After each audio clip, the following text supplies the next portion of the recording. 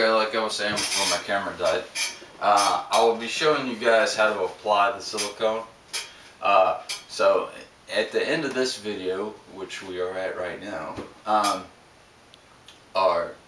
would like to go ahead and tell you some things that you would need to get together for this method.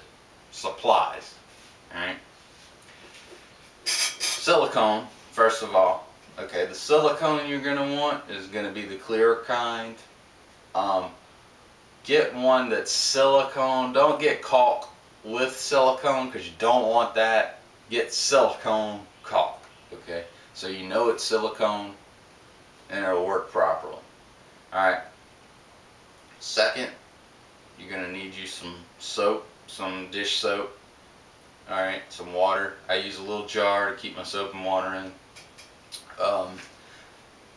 Popsicle sticks, recommended by me, the jumbo type, okay, because those come in really handy on this method. Your respirator, organic respirator. You choose not to use, hey, it's your lungs, but organic respirator, and then whatever medium you're going to use for your mother shell. Okay, depending on what type of mold you're going to make. If you're going to make a tiny mold or a big mold, depends if you're using mother shell or not. But I typically use a mother shell, and my mother shell of choice is fiberglass cloth and resin, because it's very strong, it's very durable, and usually in one layer with enough resin you can get a really, really tough mother shell, and I have not had one yet that failed. So you will need fiberglass, resin, and cloth. You can use the matte or the cloth type.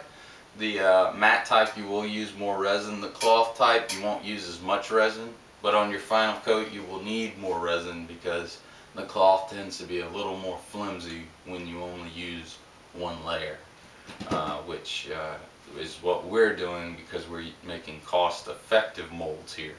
Obviously out of household objects such as silicone, okay, caulk rather. Okay, so that's your kind of list of stuff we're going to use. Like I said, I'll do these videos in parts, so I'll be able to explain stuff, and if you have any questions, comment below. This method in the prop world kind of has been picked on, but it hasn't really been explored upon. Now I used this method to do smaller objects at first, and it worked really well. So I steadily got bigger and bigger, and this is actually the first time I'm doing a helmet out of one, which I know it won't fail. The method will work, and it's been working great for me so far. So just stay tuned, and you know, we'll get deeper into this method, and hopefully it could save you guys some money and help you build your props a little faster. One more thing I do want to mention though is that with the use of household silicone, you cannot expect a result of if you were to use a commercial grade molding silicone. Okay, so meaning that your end result will not be a perfect, it won't be as good as if you use molding silicone.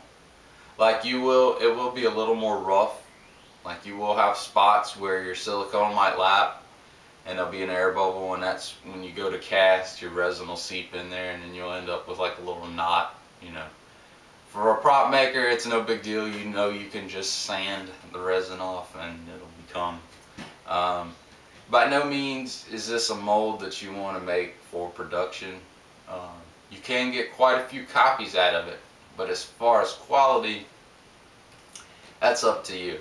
You know, if you spend 2 months on a sculpt, and when you mold it, you want to mold it as perfectly as you sculpted it, you might want to go with the commercial grade molding silicone, because that's what that stuff's for.